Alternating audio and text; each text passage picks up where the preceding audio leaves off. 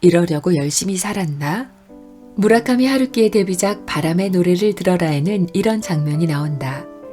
태평양 한가운데 조난당한 한 남자가 튜브를 붙잡고 표류하고 있다. 그때 저 멀리서 똑같이 튜브를 붙잡은 한 여자가 헤엄쳐 온다. 그들은 나란히 바다 위에 떠서 맥주를 마시며 이런저런 잡담을 나눈다. 밤이 새도록 이야기를 나눈 후 여자는 어딘가 있을지 모를 섬을 찾아 헤엄쳐가고 남자는 그 자리에 남아 맥주를 마신다. 여자는 이틀낮 이틀밤을 헤엄쳐 어딘가의 섬에 도착하고 남자는 그 자리에 남아 술에 취한 채 구조대에 의해 구조된다. 몇 년 후 이 둘은 어느 고지대에 있는 작은 술집에서 우연히 마주치게 되는데 여자는 굉장히 혼란스러워한다. 자신은 팔이 빠져라 열심히 헤엄쳐서 살았는데 그 자리에서 아무것도 하지 않은 그 역시 살아있다니. 여자는 헤엄치며 남자가 죽었으면 좋겠다고 생각했노라 고백한다.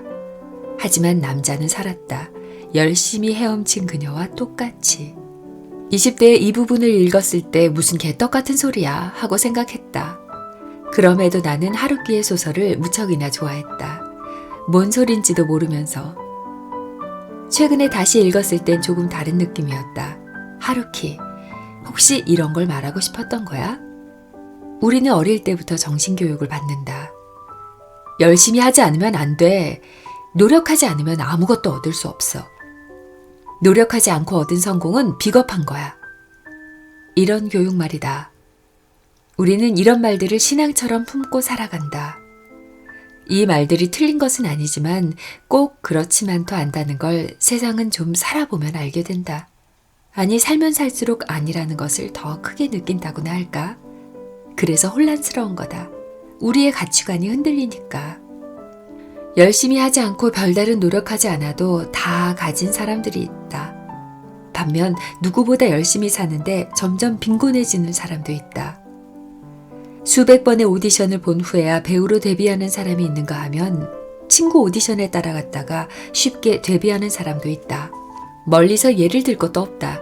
공들인 작업은 별다른 성과를 못 냈는데 대충대충한 작업은 좋은 성과를 낸 경험. 누구나 한 번쯤은 해봤을 것이다. 열심히 노력했다고 반드시 보상받는 것은 아니다. 그리고 열심히 안 했다고 아무런 보상이 없는 것도 아니다. 그렇다. 우리가 믿었던 것과는 다르게 인생은 이처럼 아이러니하다.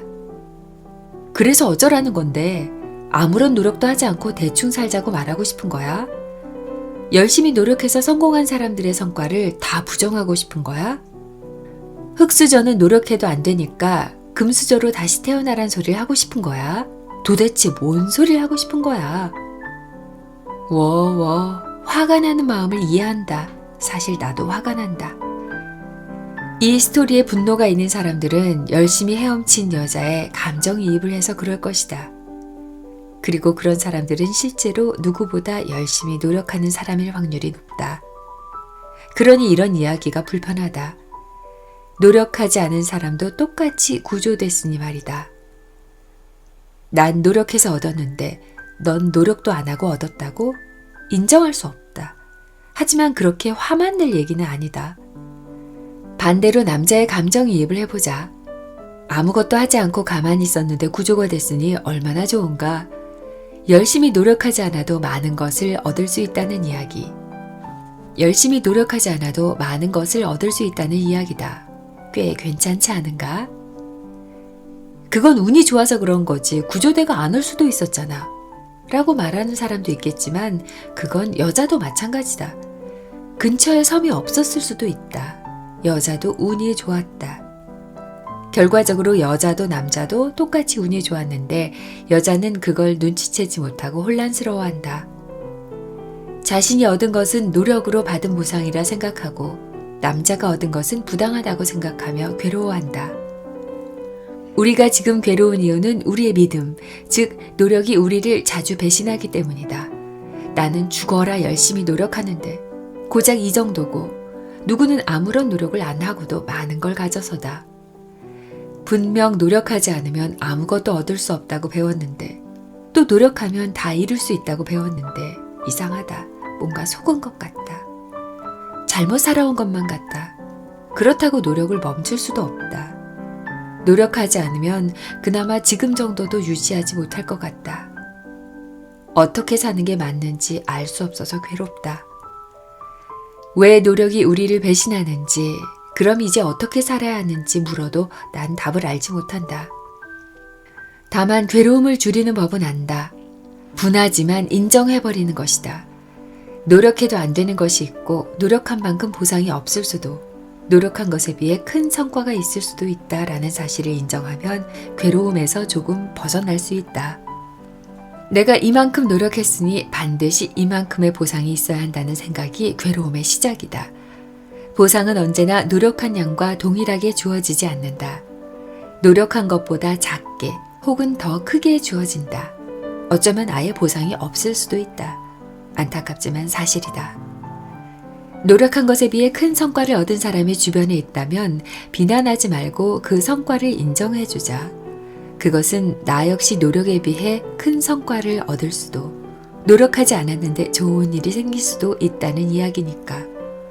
질투로 괴로워할 필요가 없다. 그런 행운을 인정하면 더 많은 행운이 찾아온다나 어쩐다나, 믿거나 말거나.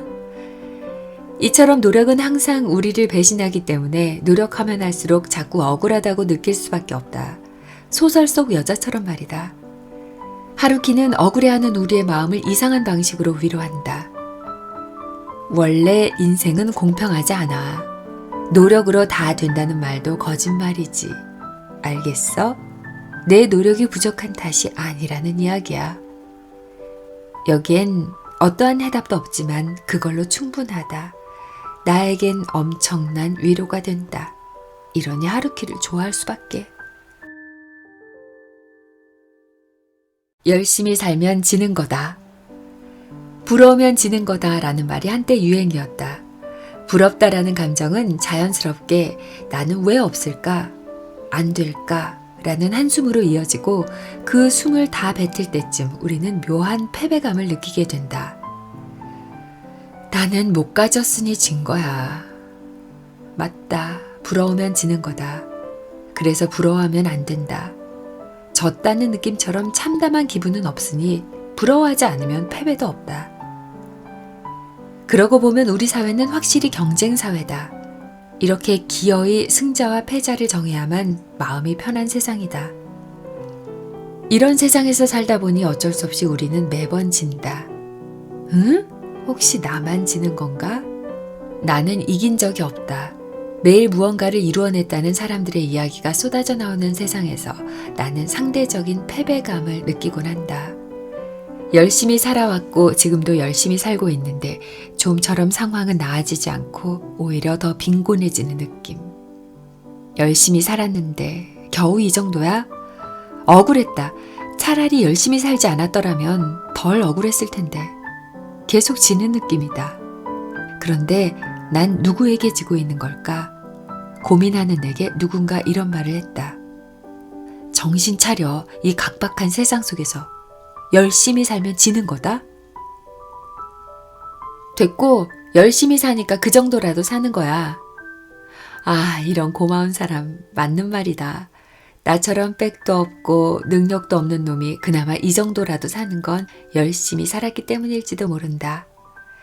이 정도, 사람들을 일렬로 세워놓고 내 위치를 따지면 중간 정도는 된다는 건가? 아니지, 그렇게 높진 않을 거다. 그래도 바닥은 아닌 거로 해두자. 분명 감사해야 할 일이지만 내 마음은 격렬하게 열심히 살고 싶지가 않아졌다. 열심히 사니까 자꾸 승패를 따지게 된다. 나는 6년차 일러스트레이터다. 6년 동안 그림을 그렸지만 많이 알려지진 않았다. 이름도 알려지지 않고 눈에 띄는 작품도 없는 무명 배우와 비슷하다고 생각하면 되겠다. 무명의 가장 큰 걱정거리는 아무래도 수입일 것이다. 무명 배우들이 생계를 위해 다른 부업을 하듯 나 역시 부업으로 회사를 다녔다. 솔직히 부업이라고 하기엔 회사에서 받는 월급이 수입의 대부분이었고 일러스트로 돈을 벌기 전부터 회사를 다녔으므로 일러스트레이터가 아니라 부업으로 가끔 그림을 그리는 회사원이라고 해야 할지도 모르겠다.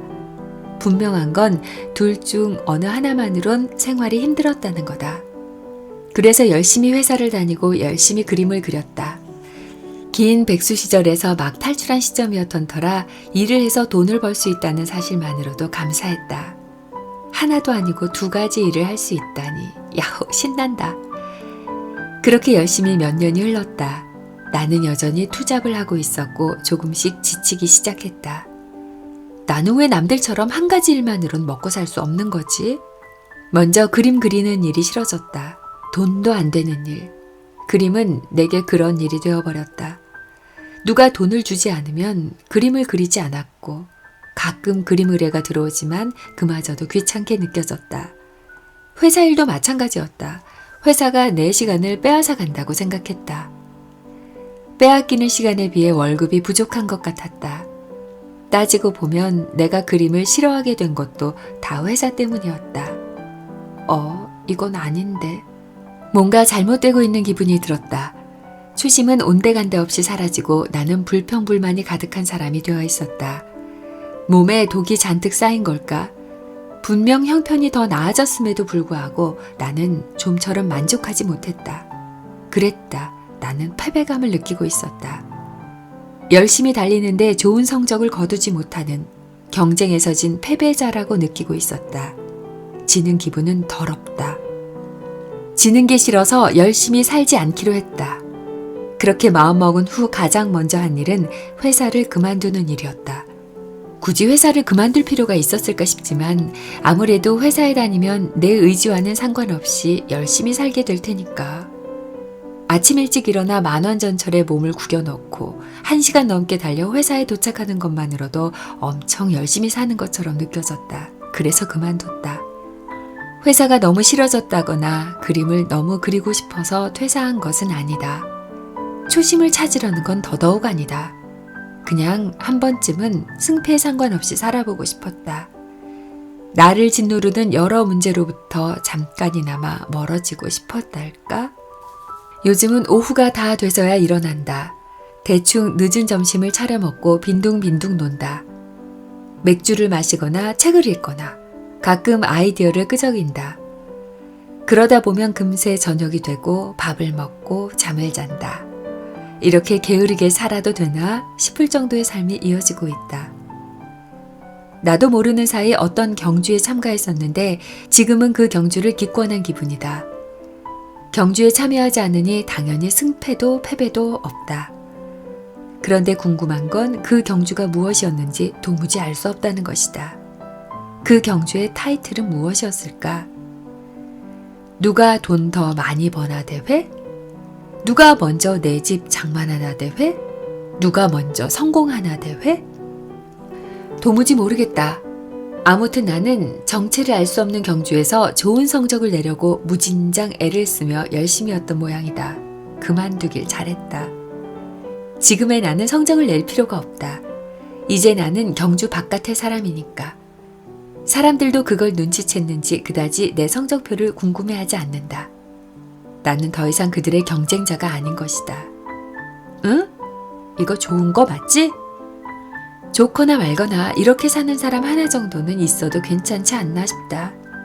가끔 너 그러다 큰일 나 라며 걱정해주는 사람도 있는데 그럴 때면 난 어떻게든 되겠죠 라며 웃어버린다. 그리고 이건 진심이다. 어떻게든 되겠지. 어떻게든.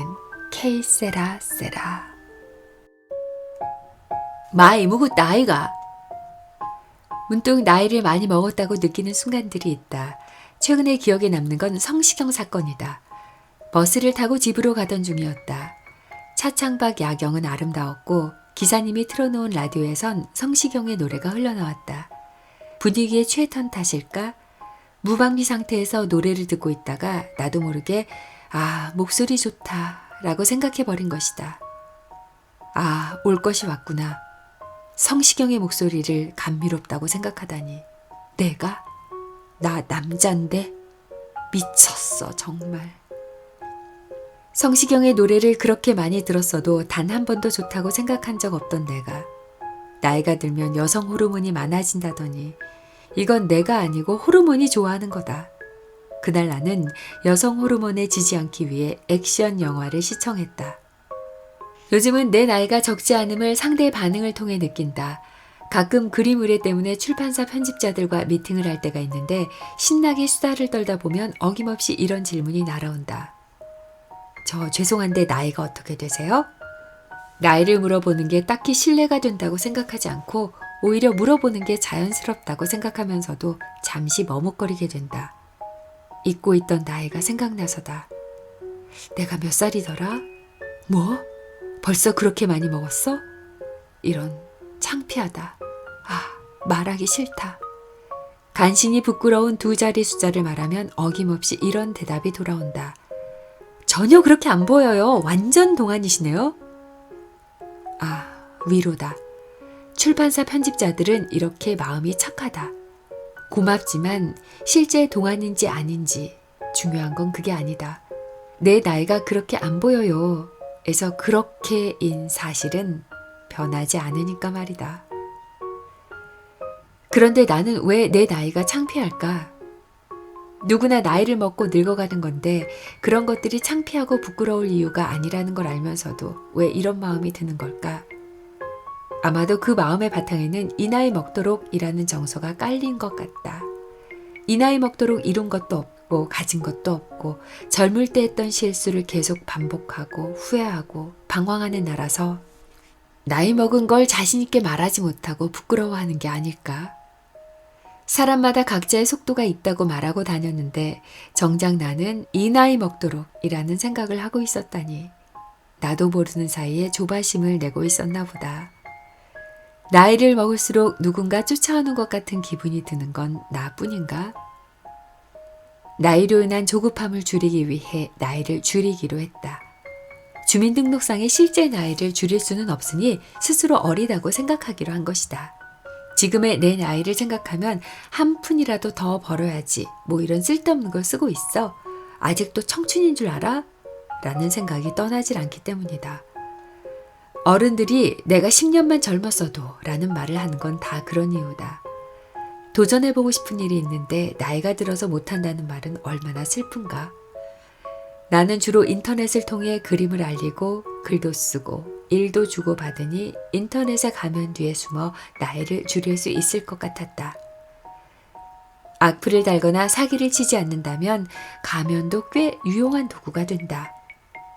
그럼 우선 나이를 정해야지. 돈은 안 되지만 재미있는 일에 도전해도 괜찮은 나이는 몇 살일까?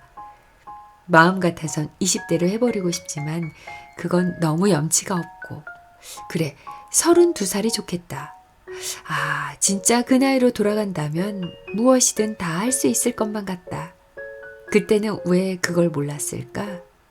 어쨌든 나이는 정해졌다. 대학 졸업 후 직장 생활을 몇 년 하다가 돈은 안 돼도 재미있는 일을 하기 위해 새로운 도전을 하는 32살의 남자. 그게 내 콘셉트다. 누구를 속이기 위함이 아니고 나 자신을 속이기 위함이다. 다른 사람들도 그렇게 믿어준다면 감정이입이 더 잘 될 것 같다. 부탁한다. 그렇게 콘셉트를 정하고 나니 마음이 한결 가벼워졌다. 그래, 난 아직 젊고 시간이 많아. 겨우 32살이잖아. 실패해도 괜찮아. 그렇게 용기를 내어 이 에세이를 시작했다. 에세이 하나 쓰는데 무슨 용기가 필요하냐고 물을지 모르지만 내 나이가 되면 이런 것도 엄청난 용기가 필요하다.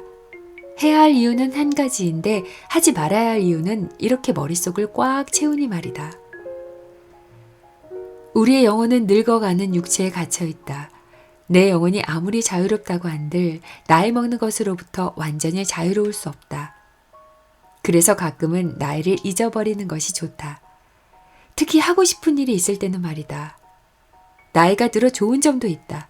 예를 들면 플레이리스트에 아티스트가 하나 더 는다든가 누구의 노래인지는 말하지 않겠다. 성시경 씨, 언제 술 한잔해요. 당신의 목소리에 취하고 싶네요. 2부, 한 번쯤은 내 맘대로. 방전된 우리에게 정말 필요한 것은 더 하는 게 아니라 덜 하는 게 아닐까? 걱정도 좀 덜 하고, 노력도 좀 덜 하고, 후회도 좀 덜 하면 좋겠다. 어른들은 놀면 안 되나요? 어른들은 노는 걸 싫어한다. 싫어하는 정도가 아니라 죄악시하는 것 같다. 그들은 개미와 배짱이 이야기를 들려주며 어린 나를 협박했다. 봤지? 노는 건 이렇게 나쁜 거야. 나는 겁을 먹었다. 그렇게 무서운 이야기는 들어본 적이 없다. 노는 대가가 배짱이처럼 빌어먹고 사는 거라니. 어느새 노는 것은 무의식의 죄악으로 자리 잡았다. 세월이 흘러 나는 어른 개미가 됐다. 열심히 곡식을 모았지만 그걸로는 집도 하나 살 수 없었고 간신히 먹고 사는 정도였다. 그래도 빌어먹지는 않으니 다행이라 생각했다. 빌어먹을 배짱이 보고 있냐? 맨날 노래만 부르던 배짱이는 자신이 가수가 되기에 부족하다는 걸 깨달았다. 네, 그럴 줄 알았다. 결국 배짱이는 자신이 작곡한 곡을 신인 걸그룹에게 줬는데 그게 대박이 난다. 응? 이게 이렇게 돌아가면 안 되는데.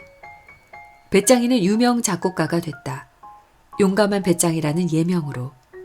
여러 개의 히트곡을 발표했고 저작권료만으로도 평생 놀고 먹을 수 있게 됐다나.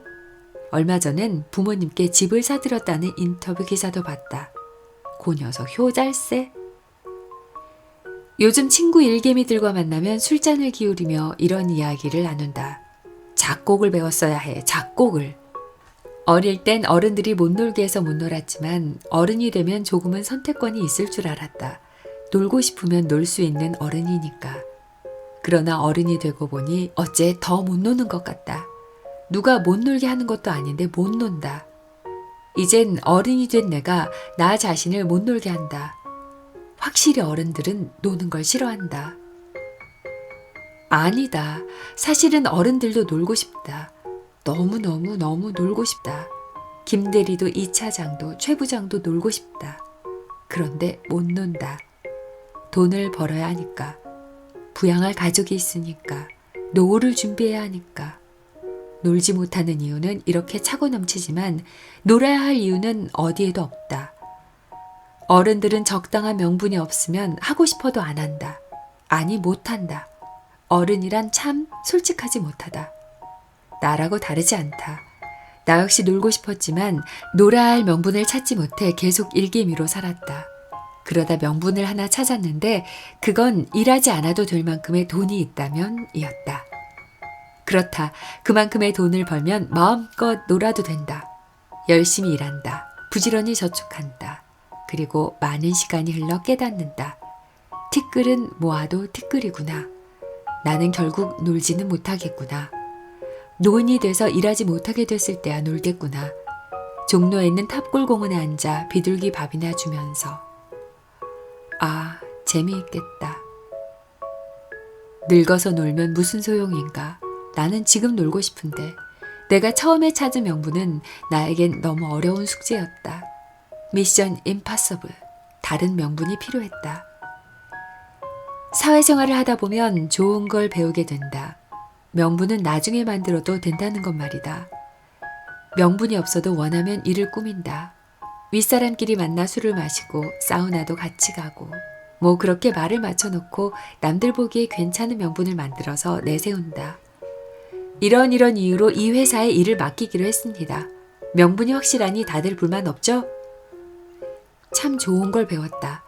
어른들의 세계에선 명분이 이렇게나 중요하다. 아무튼 욕망에 좀 솔직해질 필요가 있다. 놀고 싶으면 놀아야지. 명분은 그 다음에 찾자.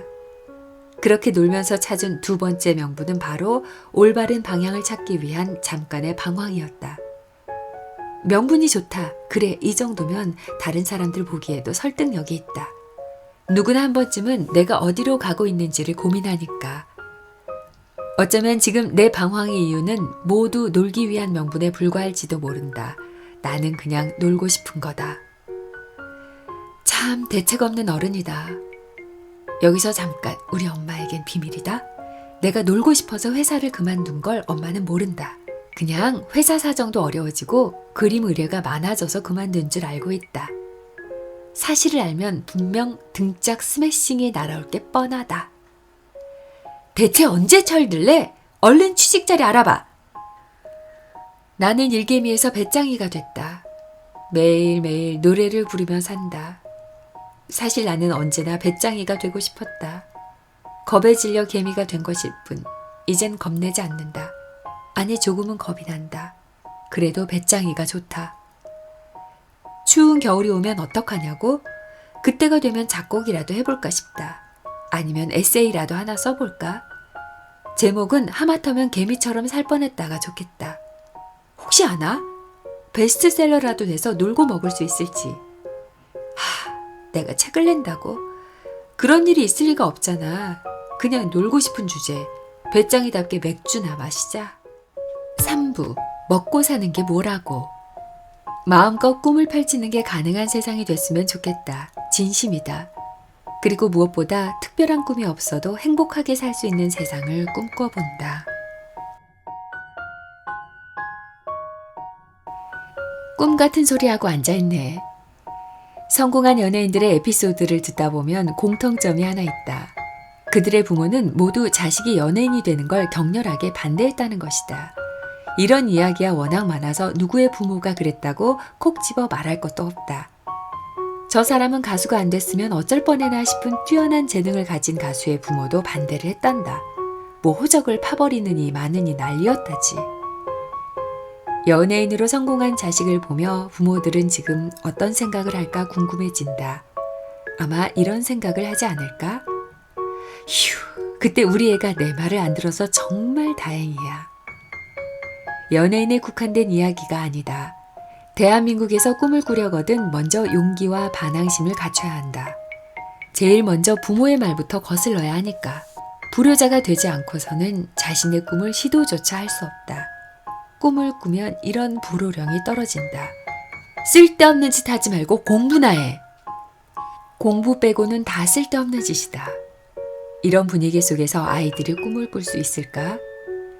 자신의 꿈이 뭔지 찾을 기회조차 박탈당한 채 공부에만 매달리는 학생들. 오로지 공부라는 한 가지 길만 제시하는 어른들. 공부는 좋은 것이다. 문제는 대한민국의 교육 시스템이 오직 좋은 대학을 가기 위한 교육을 한다는 데 있다. 좋은 대학을 왜 가야 하냐고? 그래야 좋은 직장에 갈 수 있다고 하니까. 물론 요즘엔 좋은 대학만으로는 어림도 없다. 성적 외에 이런저런 스펙을 쌓아야 한다. 공부만 하다가 인생 끝날 판이다. 초중고 12년과 대학 4년 플러스 알파까지 20년간의 공부와 스펙은 오로지 입사를 위한 것이다. 회사 밖에선 별로 쓸모가 없다. 우리는 철저하게 회사 인간으로 교육받는다. 그러니 어떻게든 회사에 들어가야 한다. 그런데 이게 웬일? 취업할 곳이 없단다. 간신히 일자리를 구한 이들도 고용 불안과 과도한 업무로 고통을 호소한다. 정말 이러려고 공부했나 싶다. 부모님이 말한 행복이 이런 거였을까?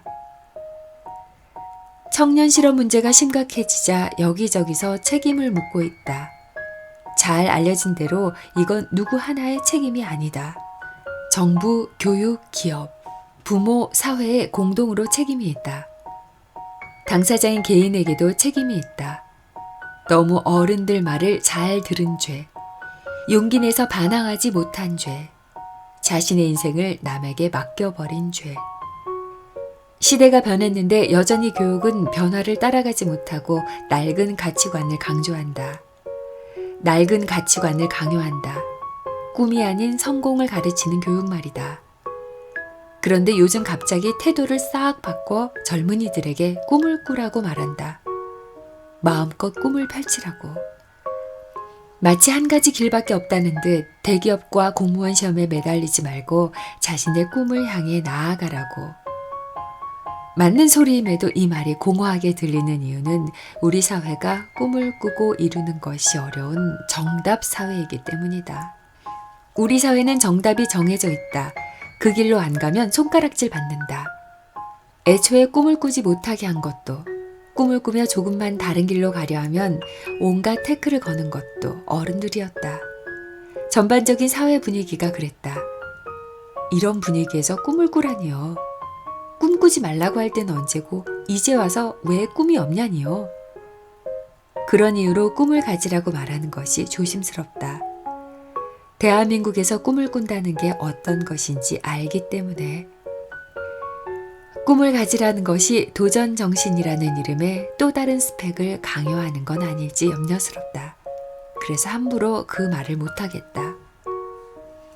마음껏 꿈을 펼치는 게 가능한 세상이 됐으면 좋겠다. 진심이다. 그리고 무엇보다 특별한 꿈이 없어도 행복하게 살 수 있는 세상을 꿈꿔본다.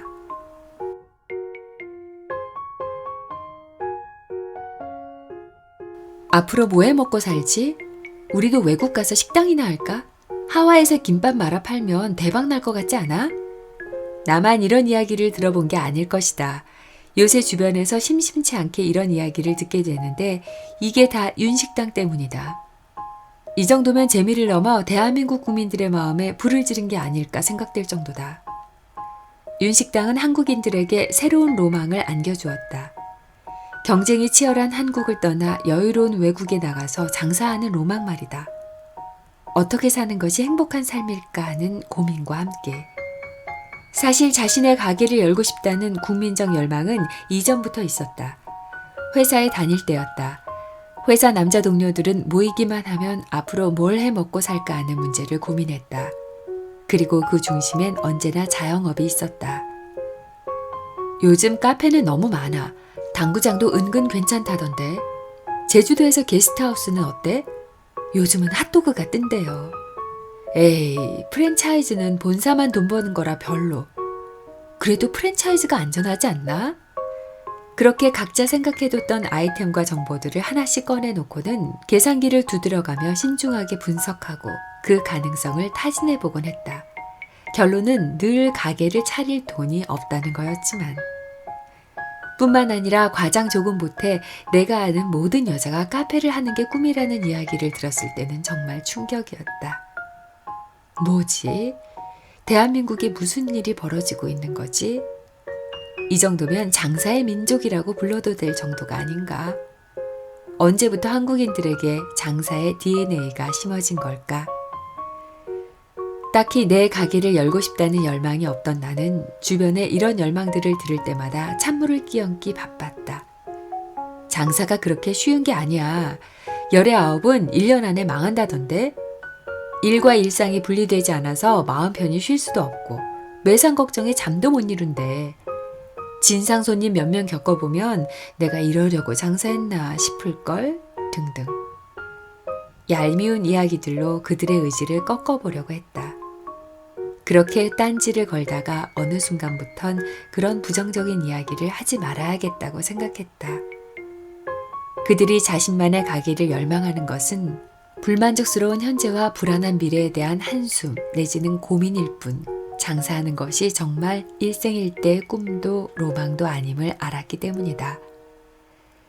버젓이 직업이 있고 직장에 다니는 사람들이 가게를 차리고 싶어 한다는 건 지금 하는 일이 힘들고 언제까지 이 일을 할 수 있을까 불안해한다는 뜻이기도 하다. 직장 생활을 해본 사람들은 알겠지만 남의 밑에서 월급 받는 게 참 쉽지가 않다. 한마디로 치사하다. 정녕 돈은 이렇게밖에 벌 수 없는 건가? 좀 더 자존감과 품위를 지키며 돈을 벌 수 있는 방법은 없는가? 고민이 여기까지 이르면 힘들게 들어간 직장이고 나발이고 쌓아온 경력도 다 버리고 내 일을 하는 게 속 편하겠다는 생각도 무리는 아니다. 늘어난 수명은 또 어떠한가? 맙소사 100세 시대란다. 은퇴가 멀지 않았는데 퇴직금과 연금만으로 생활하기엔 노후가 너무 길어졌다. 자식들에게 기댈 수 있는 시대도 아니다.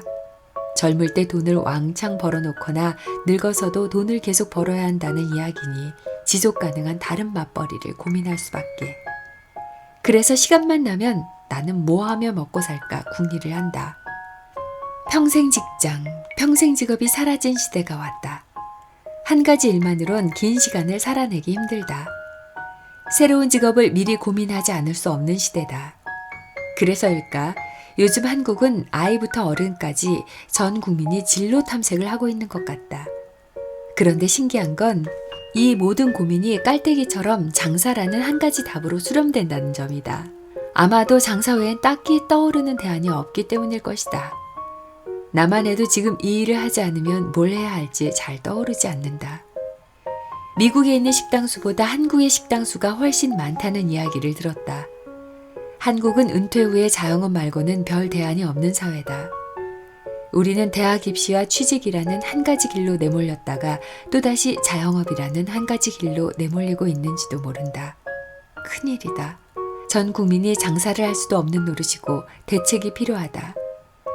혹시 윤식당은 전 국민의 자영업을 대비해서 더 넓은 시장을 열어주고 싶었던 나영석 PD의 큰 그림이 아닐까? 답답해서 농담 한번 해봤습니다. 왜 한국인들은 늘 한 가지 길이 정답인 것처럼 우르르 몰려가는 걸까? 개개인의 문제로 치부하기엔 너무나 집단적이다.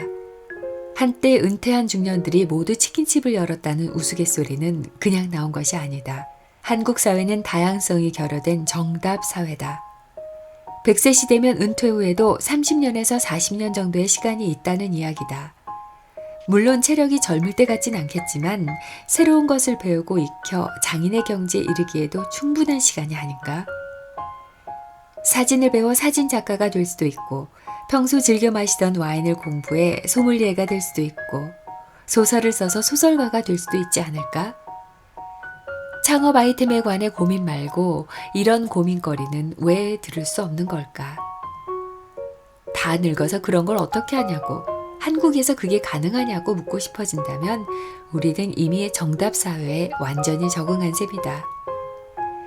그런 우리에게 남은 건 제2, 3의 치킨집 아이템을 찾는 것뿐이다. 그렇게 우르르 몰려가 아이템의 매력을 빠르게 소진하고 과도한 경쟁으로 공멸하고 말겠지. 그런 걸 너무 많이 봐왔다. 장사를 비난하려는 게 아니다. 돈이 많으면 많을수록 살기 편한 세상이니 돈이 되는 일에 사람이 몰리는 걸 어찌 말릴 수 있을까? 단지 좀 더 다양한 방식의 삶과 밥벌이가 가능한 사회가 됐으면 하는 바람이다. 더 나아가 돈을 많이 벌지 않아도 행복하게 살 수 있고 무시당하지 않고 비참하지 않은 세상. 해일 조선이 아닌 그런 한국을 꿈꿔본다. 그래서 윤식당은 판타지다. 한국에선 불가능할 낭만과 여유가 있는 밥벌이니까 말이다. 그림책 100만 번 산 고양이의 작가 사노요코는 암에 걸려 시한부 선고를 받았을 때 이제 돈을 안 벌어도 되겠구나 라고 생각하며 안도했다고 한다. 다양성도 다양성이지만 원래 밥벌이라는 게 지긋지긋한 것일지도 모르겠다. 그나저나 나는 앞으로 뭘 해서 먹고 살지? 지긋지긋하다.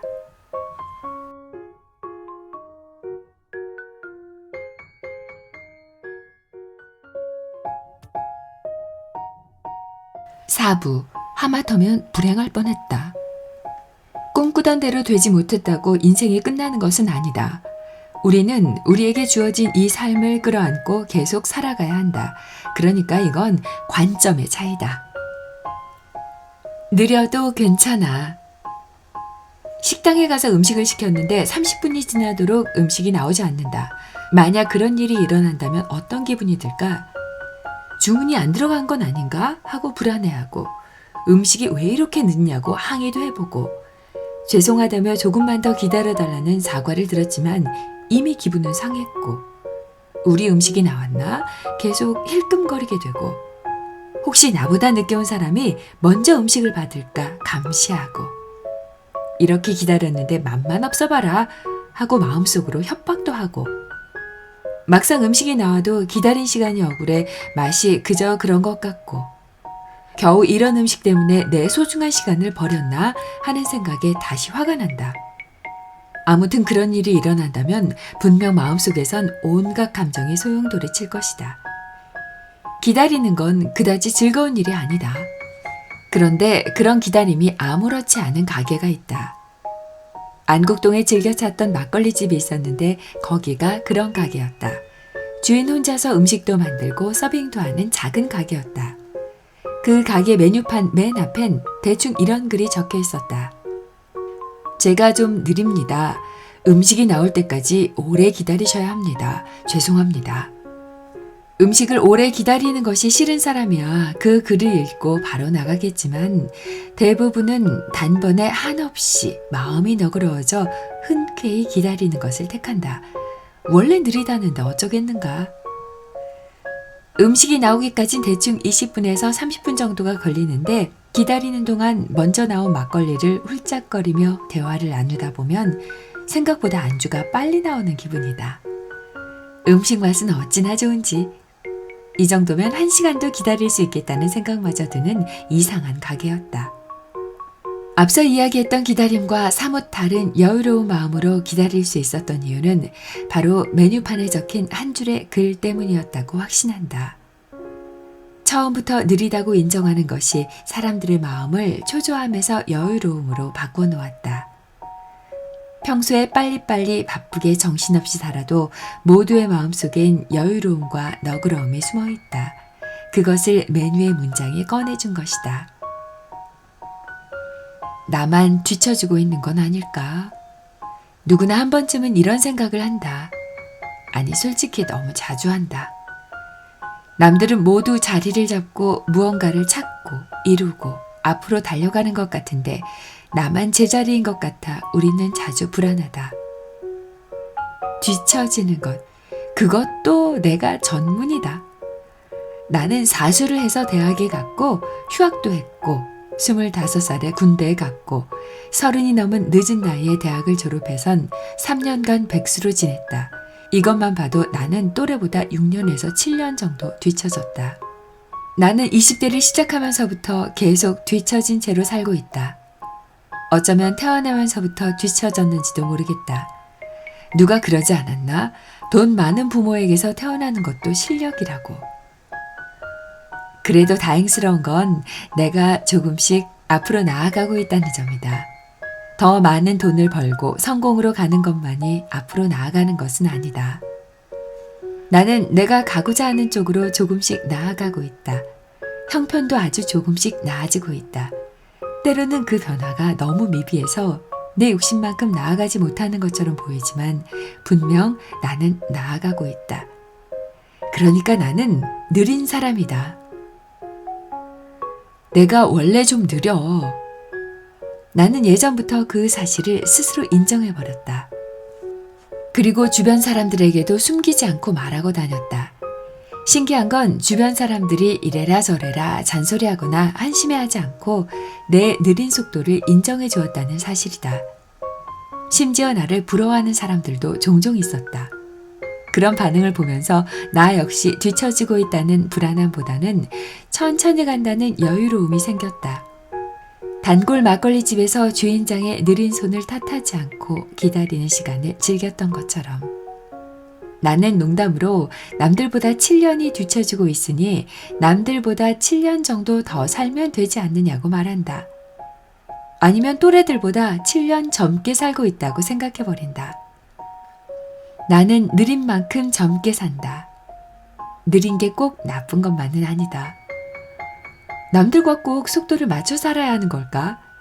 사람들은 남들과 똑같이 살기 싫다고 말하면서도 왜 똑같이 맞추려고 애를 쓰고 뒤처지면 불안해하는 걸까? 그리고 설령 뒤처지고 느리다고 한들 그게 큰일일까? 사람은 각자의 속도가 있다. 자신의 속도를 잃어버리고 남들과 맞추려다 보면 괴로워진다. 남들과 다르게 천천히 걷는 것만으로도 남들과 전혀 다른 삶이 된다. 개성이다. 오, 유니크. 내 삶이 완전히 불안하지 않다고는 말하지 못하겠다. 나도 종종 불안하다. 하지만 남들보다 뒤처진다는 불안은 크게 없다. 어차피 나는 느리니까. 그리고 천천히 가다 보니 남들은 저만치 앞서 뛰어가 버려 어느 쪽으로 따라가야 하는지 보이지 않는다. 그래서 나는 남들이 어디로 가든 상관없이 그냥 내 길을 걸어갈 뿐이다.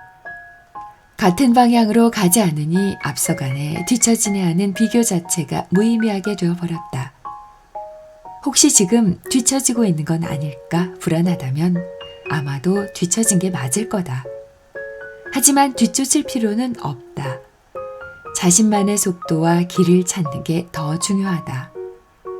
느린 건 창피한 게 아니다. 인정하자.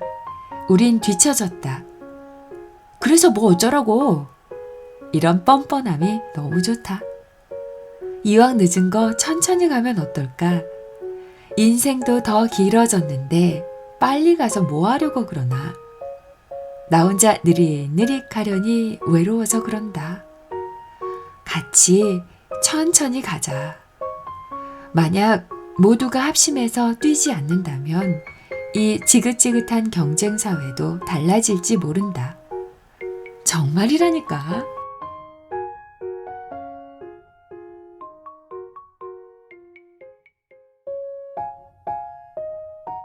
기대. 설명할 수는 없지만 뭔가 필이 팍 꽂히는 영화가 있다. 알고 보니 그 영화가 평소 좋아하던 감독의 신작이라면 게임 끝이다. 그런 영화는 개봉 날짜를 손꼽으며 기다린다. 얼마나 재미있을지 기대를 잔뜩 품고서 말이다. 개봉날이 되면 극장으로 달려가 티켓을 끊고 두근두근한 마음으로 영화를 본다. 또 한편의 인생 영화가 탄생하는 건가요? 인트로부터가 심상치 않다. 영화가 다 끝나고 한참을 자리에서 일어서지 못한 채 엔딩 크레디트를 멍하니 쳐다본다. 너무 좋아서가 아니라 당혹스러워서다. 딱히 흠잡을 건 없는데 흥이 오르지 않는다. 기대가 너무 컸던 탓일까? 영화가 좀 별로다. 너무 기대하면 반드시 실망하게 되어 있다. 가끔 기대 이상인 경우도 있지만 대부분은 그랬다. 그래서 웬만하면 기대하지 않고 보려고 한다. 영화뿐만 아니라 모든 것이 그렇다. 음식을 먹을 때도, 소개팅을 할 때도, 책을 읽을 때도 기대가 크면 실망할 확률이 높다. 그걸 알기에 무언가를 추천해 줄 땐 이런 말을 덧붙인다. 너무 기대는 하지 말고. 기대가 없는 상태에서라면 같은 것을 봐도 굉장히 만족스럽다.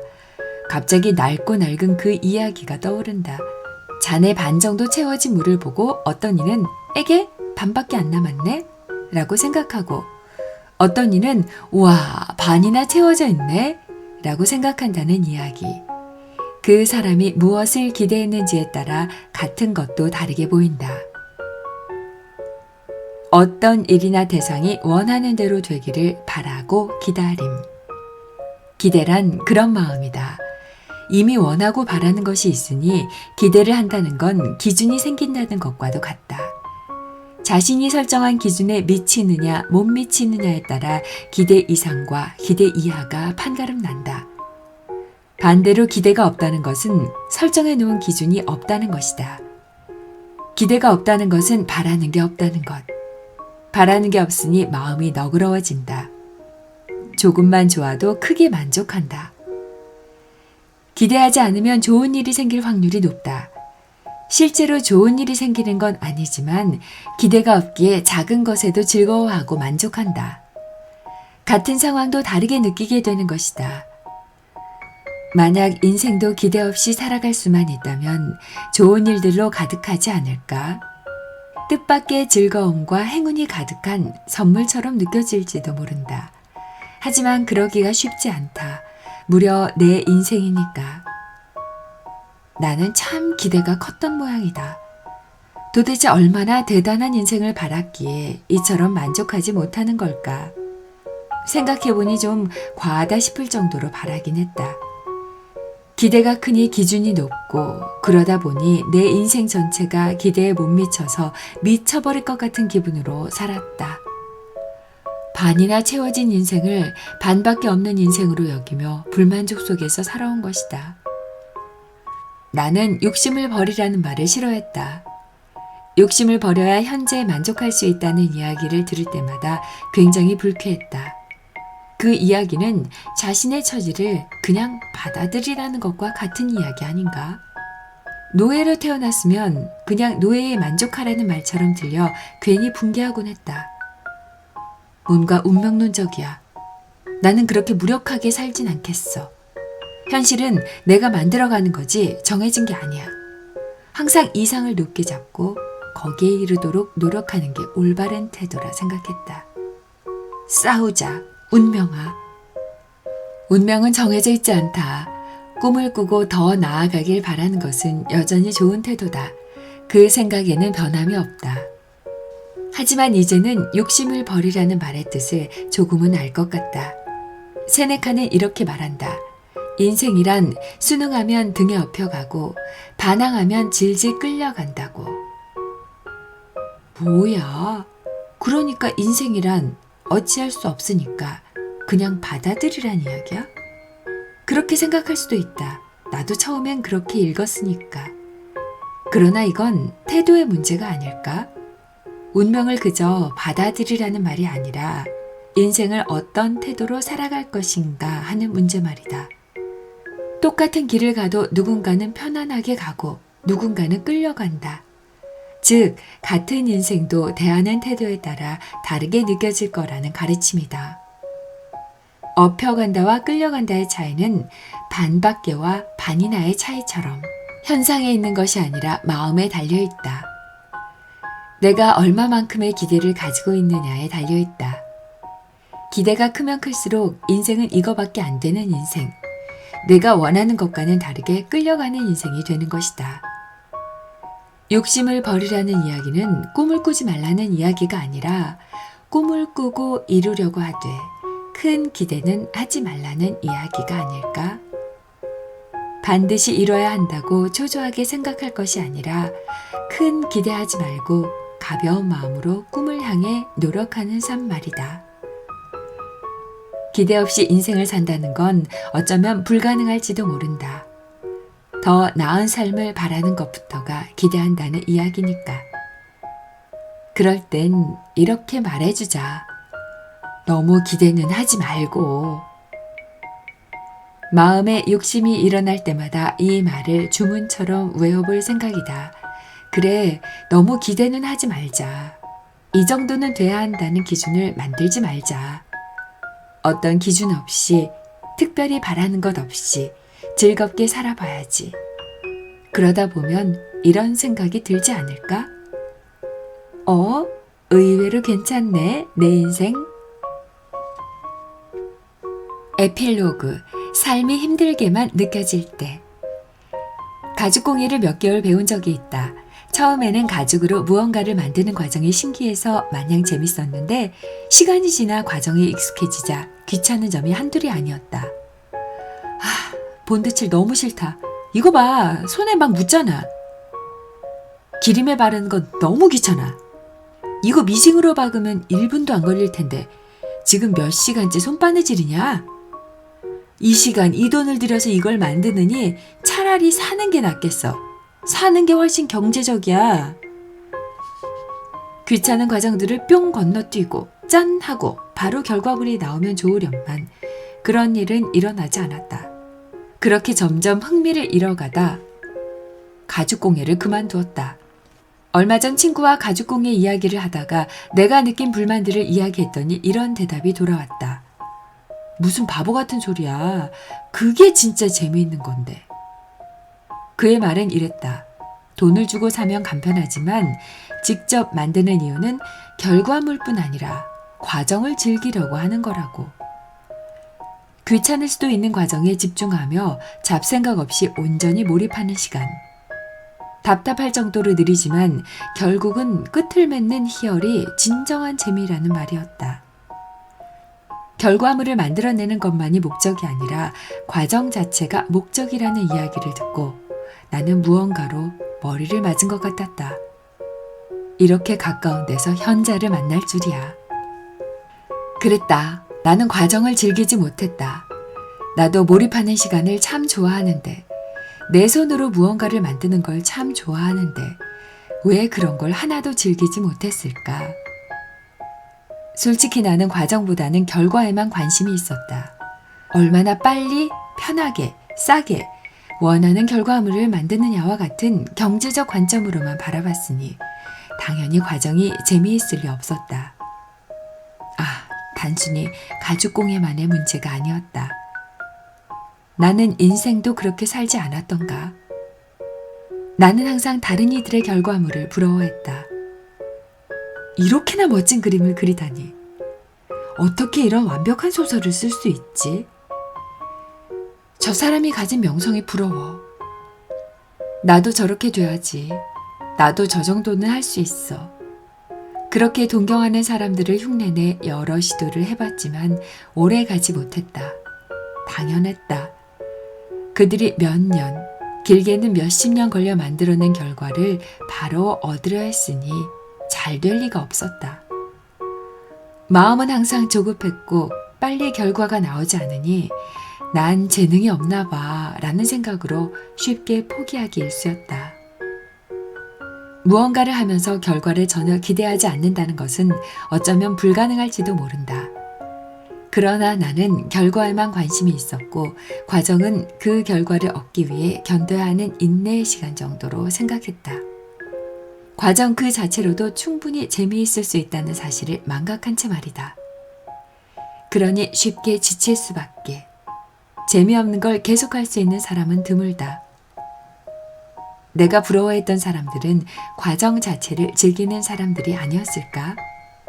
나는 항상 과정은 건너뛰고 결과를 바로 얻고 싶었지만 그런 일은 일어나지 않았다.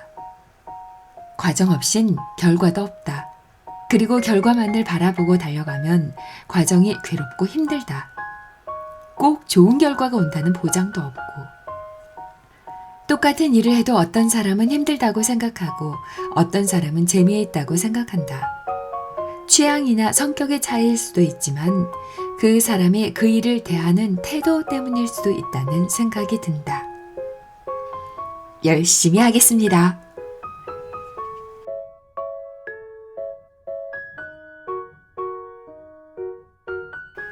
초밥은 날로 먹어도 맛있는데 인생은 날로 먹으면 안 되냐?